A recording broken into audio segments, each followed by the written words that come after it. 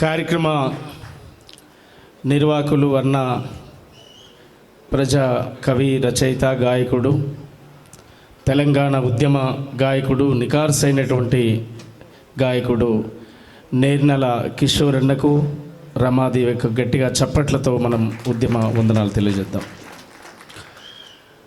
ఈరోజు ఉమ్మడి కరీంనగర్ జిల్లా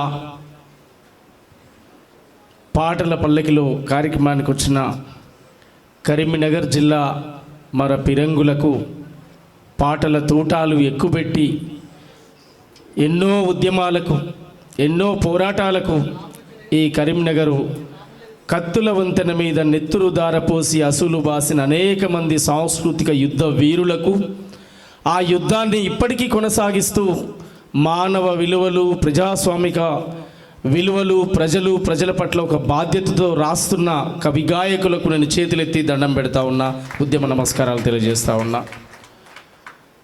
అట్లా సింగరేణి హక్కులు రాసినటువంటి కవులు ఈ సింగరేణి ప్రాంతంలో, ఈ గోదావరి పరివాహక ప్రాంతంలో ఉద్యమాల నెత్తురు దారపోస్తే ఆ హక్కులు రాసినటువంటి కళాకారులు, హుజురాబాదు వేదికగా నగారే కళాబృందం అంటూ నాడే ఇది నగారోళ్ల దరువు అని గానం చేసి అందులో అద్భుతమైనటువంటి పాటలు, పారాని ఆరలేదు చెల్లెలా గుడంబ కుండ పెట్టకే, తండాకు పోతాండు గుడంబ దాగుతాండు, వామ్మో నేను బోన్ అనేటువంటి పాట కాల్చి, వాడల్లో సైనికుడా భారత్కు రక్షకుడా అనేటువంటి పాటలు, గొప్ప సాహిత్యాన్ని నాడే ఈ తెలంగాణ తెలుగు సమాజానికి అందించినటువంటి గొప్ప వాగ్గేయకారుడు, ఈ తరం మనం గర్వించదగ్గటువంటి ఈ ఉమ్మడి కరీంనగర్ జిల్లా ముద్దుబిడ్డ నేర్నాల కిషోర్ అన్న గట్టిగా చప్పట్లతో ఉద్యమ వందనాలు తెలియజేస్తూ ఉన్నారు. తన జీవిత భాగస్వామి పాటతో ముడిపడ్డ బంధం బతికున్నంత కాలం ఈ బంధం ఇలానే కొనసాగాలని పాట కలుసుకొని ఒక జీవితంగా బతుకుతున్న వారి జీవితం అంతడుపుల రమాదేవి. అనేక మంది దేవతల యొక్క చరిత్రలు తన గానం ద్వారా పాడి తెలంగాణ ఉద్యమంలో పతాక స్థాయిలో పాత్ర వహించినటువంటి గొప్ప గాయని. వారి జీవితం ఈ తెలంగాణ తెలుగు నేలకు అంకితంగా వారు జీవిస్తూ ఉన్నారు. వారి గట్టిగా చప్పట్లతో ఉద్యమ నమస్కారాలు. ఇవాళ మొన్న హైదరాబాద్లో అటెండ్ అయినా, ఇక్కడ అటెండ్ అయినా మీ పట్ల ఉన్నటువంటి గౌరవం, మీరు చేస్తున్నారంటే దానికి ఒక నిజాయితీ, నీతి, పద్ధతి ఉంటుంది అనేటువంటి ఒక విశ్వాసం. ఇది ఈరోజు కొత్తగా మనం కలిసిన వాళ్ళం కాదు, మనల్ని కలిపింది ఉద్యమ బంధమే. కనుక నువ్వెక్కడున్నా నేనెక్కడున్నా మన మెమోరీ సేమ్ కోరుకుంటుంది. కనుక ఒకే భావాలు ఉంటాయి. ఎక్కడున్నా నువ్వేది చెప్పినా అది ప్రజల కోసమే అని నేను అనుకుంటే వాడిని, నేనేది చెప్పినా ఇది జనం కోసం అనుకునేవాడివి నువ్వు. కనుక ఖచ్చితంగా కలిసి పనిచేస్తాం ఎప్పటికైనా అనే విషయాన్ని కూడా నేను గుర్తు చేస్తూ ఉన్నాను. ఉమ్మడి కరీంనగర్ జిల్లా తెలంగాణ ఉద్యమాన్ని భుజానికి ఎత్తుకొని విప్లవోద్యమంలో గానం చేసిన ఈ కరీంనగర్ బిడ్డ, మన ఆడబిడ్డ వానక్కకు గట్టిగా చప్పట్లతో ఉద్యమ వందనాలు తెలియజేద్దాం. మేము సాంస్కృతిక యాత్ర గద్దరన్న నాయకత్వంలో గోదావరి పరివాహక ప్రాంతం మొత్తం తిరుగుతున్నప్పుడు అద్భుతమైనటువంటి గళాలు ఈ ఉమ్మడి కరీంనగర్ జిల్లా నుంచి ఓ బాబ్జీ అన్న రూపంలో, ఓ దయానర్సింగ్ అన్న రూపంలో, ఓ గర్జనన్న రూపంలో, ఓ దేవన్న రూపంలో, అనేక మంది కళాకారులు, ఓడ్లకొండ అనిల్ రూపంలో, ఓ బుర్రా సతీష్ రూపంలో అనేక మంది కవి గాయకులు ఈ నేల నుంచి వచ్చినటువంటి వాళ్ళు. అటు జానపదం కావచ్చు, ఇటు ప్రజల పాట కావచ్చు, రెండు పెనవేసుకొని అటు ఉద్యమాలైనా ఇటు జానపదాలైనా జడల రమేష్ అన్నతో పాటు అనేక మంది కవులు, గాయకులు ఈ ప్రాంతం నుంచి వచ్చినటువంటి వారు. వారికి నేను హృదయపూర్వకంగా ఉద్యమ నమస్కారాలు తెలియజేస్తూ, ఈ వేదికకు పాలు పంచుకొని అన్ని జిల్లాల నుంచి వచ్చిన నిరుద్యోగ కళాకారులారా, మీరు పాటల పల్లకిలో ప్రభుత్వం ఈ కార్యక్రమం ఇచ్చేదాకా, ప్రకటన వచ్చేదాకా ఇది అన్ని జిల్లాల్లో జరుగుతూనే ఉండాలి, ఇది సాగుతూనే ఉండాలనేదే నా ఒపీనియన్. నేను నిన్ననే గౌరవ ముఖ్యమంత్రి రేవంత్ రెడ్డి గారిని దాదాపు 2 సార్లు ఎస్సీల వర్గీకరణ విషయంలో బీసీ బిల్లు పెట్టినప్పుడు 2 సందర్భాల్లో వారు నువ్వు మళ్ళీ రా, నేను నీతో మాట్లాడాలని చెప్పి 2 సార్లు వారు గుర్తు చేసినప్పుడు నిన్న అనుకోకుండా ఆ సందర్భం సోమన్నను రమ్మని అనేటువంటి ఒక ఫోన్ కాల్ వస్తే వెళ్ళడం జరిగింది. వారు చాలా సానుకూలంగా ఉన్నారు, కళాకారుల పట్ల సానుకూలంగా ఉన్నారు. నిన్ననే నేను మాట్లాడిన సాక్ష్యాన్ని కూడా మీకు నేను గుర్తు చేస్తూ ఉన్నాను. ఎక్కడ మనం స్లిప్ కావాల్సినటువంటి అవసరం లేదు, ప్రభుత్వాన్ని తప్పుపట్టాల్సినటువంటి అవసరం అంతకంటే లేదు. 10 ఏళ్ళు ధ్వంసమైన తెలంగాణ ఇప్పుడిప్పుడే మళ్ళీ నిర్మాణమవుతున్న క్రమంలో ఉంది కనుక ఒక్కొక్కటి వాళ్ళు సెట్ చేసేటువంటి క్రమంలో కొంత ఆలస్యం అవుతుండొచ్చు తప్ప కళాకారులకు రేవంత్ రెడ్డి గారు న్యాయం చేస్తున్నటువంటి విశ్వాసం, నమ్మకం నాకు ఉంది. నిన్న మాట్లాడుతున్నటువంటి సందర్భంలో వాళ్ళు మళ్ళీ 20 తారీఖు తర్వాత నన్ను రమ్మన్నారు. ఖచ్చితంగా 20 తారీఖు తర్వాత మళ్ళీ ఏ డేట్ ఫిక్స్ చేస్తే ఆ డేటు నేను నా రాజకీయ భవిష్యత్తు రేవంత్ రెడ్డి గారి చేతుల్లో పెట్టాను. నా రాజకీయ భవిష్యత్తుతో పాటు కళాకారుల భవిష్యత్తు కూడా నేను మాట్లాడడానికే పోతున్నాను తప్ప ఇంకొకటి కాదనే విషయాన్ని కూడా నేను మీకు గుర్తు చేస్తూ ఉన్నాను. నేను మీలాగే ఆటపాటతో మొదలైన నా జీవితం, మీలాగే దేవన్న చెప్పినట్టు 200కో 300కో కార్యక్రమాలు చేస్తూ మొదలైనటువంటి మా జీవితం, అసలు ఆ 200 లేవు 300 లేవు, జనములో బడి జోలబట్టి బతికినటువంటి మా జీవితం, పాట మాటగా మొదలైన మా జీవితం, అవకాశం వస్తే ఏదో ఒక రోజు చట్టసభల్లో మా గొంతు వినిపించాలనే లక్ష్యం తప్ప ఇంకా ఏ స్వార్థము మాకు లేదు. అది కావాలి, ఎవరి కోసం జరగాలి, అది మా బాగు కోసమే అయితే ఈ సమాజంలో అనేక మార్గాలు ఉన్నాయి. వ్యాపారాలు చేసుకోవచ్చు, బిజినెస్లు చేసుకోవచ్చు, ఎన్నో రకాల అవకాశాలు ఉన్నాయి. కానీ అది కాదు, ఒక రాజకీయ వ్యవస్థ కావాలి, ఒక సంతకాలతో వేలాది జీవితాలు మారేటువంటి ఒక వ్యవస్థలోకి పోవాలి. అది బాబాసాహెబ్ అంబేద్కర్ ఇచ్చినటువంటి ఓటు అనే ఆయుధాన్ని ఉపయోగించుకోవాలి.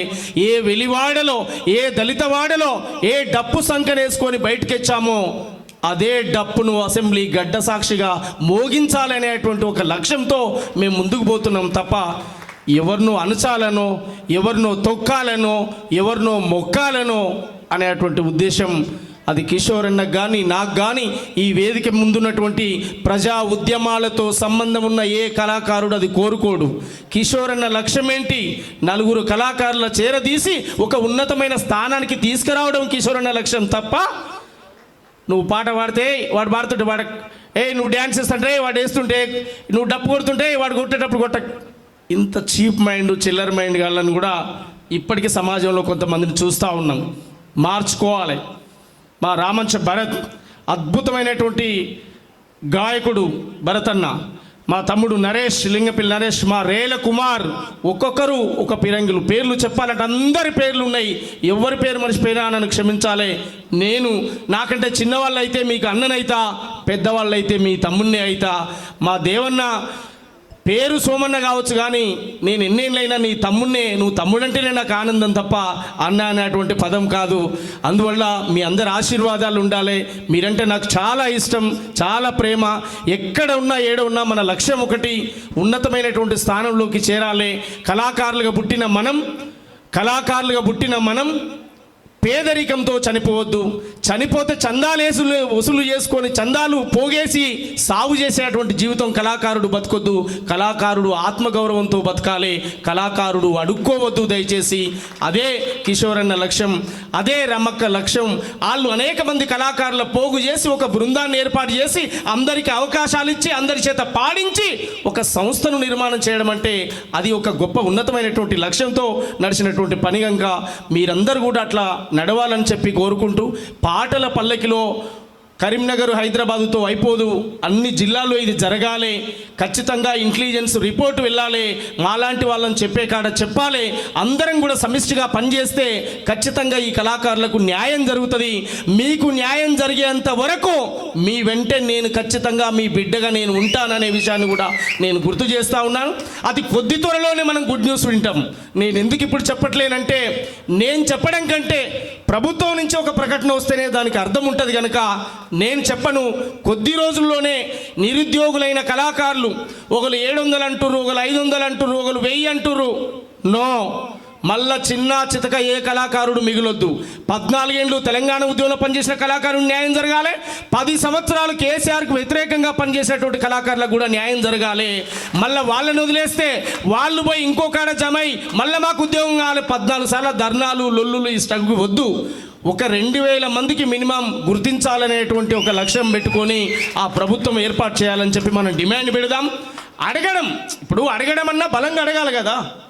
అడగడం ఏదో కొసరేసినట్టు అన్న 200 300 అదేంది మళ్ళీ ఎన్నిసార్లు అడుగుతాము. ఇలా నీ వర్గం వేరే నా వర్గం వేరే, నాది ఏ వర్గం లేదు. నియోజకవర్గం ఏ నిరుద్యోగ కళాకారు ఉంటారో వాళ్ళదే నా వర్గం, నాది ఏ వర్గం లేదు. కళాకారులలో నాది ఏ వర్గం లేదు. ఏ పురుషోమన్ అంటాడు ఉద్యోగం కావాలని ఏ కళాకారుడు అంటాడో వాళ్ళ కోసం నేను మాట్లాడతా. ఉద్యోగాలు వచ్చిన కళాకారుల కోసం కూడా మాట్లాడతా. 25,000 30,000 జీతం సరిపోవట్లేదు. 50,000 పైగా వాళ్ళకు జీతాలు రావాల్సినటువంటి అవసరం ఉంది. వాళ్లకు ఉద్యోగ భద్రత లేదు, వాళ్ళకు ఒక హెల్త్ కార్డు లేదు, ఆ పిల్లలకు స్కూల్ ఎడ్యుకేషన్ సమస్యలు, అనేక సమస్యలు, అనేక ప్రాబ్లమ్స్ ఉన్నాయి. వాళ్ళకి ఇప్పటికీ పాట పాడడానికి మైకులు లేవు, వాళ్ళకు పోవడానికి బండ్లు లేవు. అనేక ఇబ్బందులతో సాంస్కృతిక సారథిలో పనిచేస్తున్న కళాకారులు కూడా ఇబ్బందులు పడుతూ ఉన్నారు. వాళ్ళ ఇబ్బందులు కూడా ప్రభుత్వం దృష్టికి తీసుకెళ్తాం. ముఖ్యమంత్రి గారి కాడికి తీసుకెళ్ళి అవి పరిష్కారం చేసే విధంగా మా కార్యాచరణ ఉంటుంది. అందరి కోసం పోరాడదాం, అందరి బతుకులు మారాలని చెప్పి మీ అందరు కూడా నేను హృదయపూర్వకంగా ఉద్యమ అభినందనలు తెలియజేస్తూ, మీ ఉద్యమం మీ పోరాటం కొనసాగాలి. ఈ పోరాటం మరింత ఉధృతం చేయాలి. ఇది ప్రభుత్వానికి వ్యతిరేకమైన పోరాటం కాదు, ప్రభుత్వానికి అనుకూలమైన ప్రోగ్రామే. మీ న్యాయమైన డిమాండ్ను అడిగే కాడ మీరు వెనకాడొద్దనేటువంటి విషయాన్ని కూడా మీకు నేను గుర్తు చేస్తూ, దయచేసి టాలెంట్ ఉన్నటువంటి వాళ్ళు, రాయాల్సినటువంటి వాళ్ళు, పాడాల్సినటువంటి వాళ్ళు ఎట్లా అవకాశం దొరికితే అట్లా యూట్యూబా టీవా ఏ వేదిక దొరికితే ఆ వేదిక మీ టాలెంట్ను ప్రూవ్ చేసుకోండి. దయచేసి గొప్ప గొప్ప అవకాశాలు మీ కళ్ళకాడికి వస్తాయి. ఉద్యోగం అనేది మీ హక్కే, అడగాల దాన్ని. సేమ్ టైం సోమరిపోతులయ్యో తాగుబోతులయ్యో తొందరగా జీవితాలు క్లోజ్ చేసుకునే పని మాత్రం కళాకారులు చేయొద్దు. ఒక గొప్ప ఆశయాలతో బతకాలి, ఉన్నతమైన స్థాయికి మీరు రావాలి. గొప్ప గొప్ప అవకాశాలు మీరు వెతుకుంటూ పోవడం కాదు, అవే మీ కాళ్ళ కాడికి రావాలంటే మీరు టాలెంట్ను ఇంప్రూవ్ చేసుకోవాలి. అట్లా మీరు బతకాలని చెప్పి నేను కోరుతూ, కోటర్ సీసలకు డప్పులు కొట్టే అలవాటు, 200 రూపాయలు ఫోన్పే చేస్తే పోయి మీటింగులు చేసే అలవాటు మానాలి. బరాబరి డిమాండ్ చేయాలి. బిడ్డ నా పాటకు 1,00,000 రూపాయల విలువ, 1,00,000 ఇస్తే వస్తా లేకపోతే రాన్రా అనేటువంటి పరిస్థితిని ఏర్పాటు చేసుకోవాలి. అదే ప్రజా ఉద్యమాలైన అనుకో సంకన సంచేసుకోవాలి. మనమే వాలంటీర్గా బయటకు వెళ్ళాలి. అది ప్రజల కోసం ఉపయోగపడే మీటింగ్ అయితే, ఏ నాయకుడి కోసమో అయితే, ఇంకోటి కోసమో రాజకీయ ప్రయోజనాలుంటే బిడ్డ గొంగడేస్తుందంటే ఎయిరా నా కొడక 1,00,000 బెటర్ అట్టయితే వస్తా లేకపోతే రానని చెప్పాలి. అదే ఉద్యమాలనుకో ఓ మందకృష్ణ మాదిగన్నో లేకపోతే ఒక బీసీల కోసం నడిచే పోరాటమో ఇంకా ఏదైనా నిజాయితీగా గొంగడి పరుద్దాం. జబ్బకు సంచి చేతుల జెండా జాతర బోధమా, జబ్బకు సంచి చేతుల జెండా జాతర బోధమా, పోరు యాతర బోధమా. జబ్బకు సంచి చేతుల జెండా జాతర బోధమా, పోరు జాతర బోధమా. జబ్బకు సంచి చేతుల జెండా జాతర బోధమా. పోదామా పోదామా పోదాం. అయ్యో ఇంత సప్పగా మౌనంగా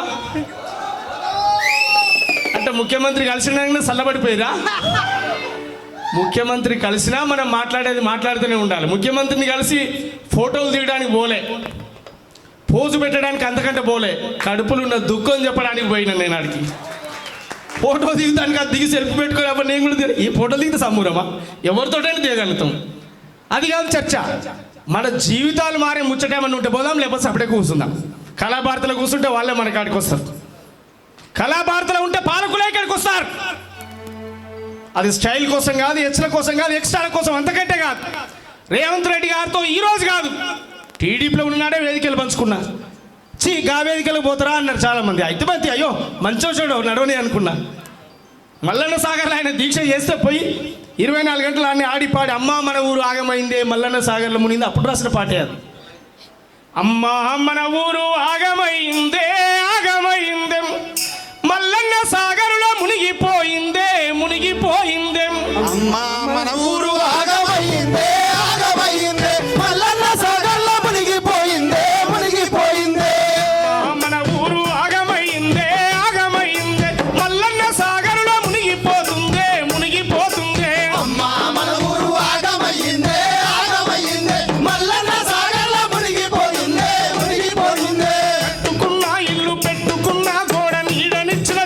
నడిసి వచ్చిన పాట నీడనిచ్చిన చెట్టు నడిసి వచ్చిన పాట నీడనిచ్చిన చెట్టు నడిసి వచ్చిన పాట కళ్ళల్లో ఊరంతా కదలాడుతుందే కదలాడుతుందే గుండెల్లో బాధంతా దిగమింగుకుందే దిగమింగుకుందే అమ్మా మన ఊరు ఆగమైందే ఆగమైందే మల్లన్న సాగర్లో మునిగిపోయిందే మునిగిపోయిందే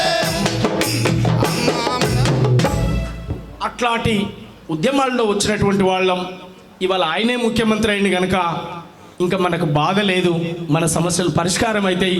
ఎందుకంటే ఆయన టీడీపీలో ఉన్న మన పాట ఆయన వెంట ఉంది, ఆయన కాంగ్రెస్లో ఉన్న ఆయన వెంట మన పాట ఉంది. ఆయన ఏ వేదిక మీద ఉన్నా 4 అక్షరాలు ఎవడి పాలైందిరో తెలంగాణ అంటే ఆ పాటే వారి వెంట తిరుగుకుంటా పోయింది కనుక మనకు ఆ బాధ లేదు. 1000 మందిలో ఉన్న సోమన్న దా అని మాట్లాడేటువంటి ఒక స్వేచ్ఛ మనకుంది కనుక కళాకారులారా పాటల పల్లకి వేదిక కరెక్ట్ అయిన వేదిక నేర్నాల కిషోర్ గారి నాయకత్వం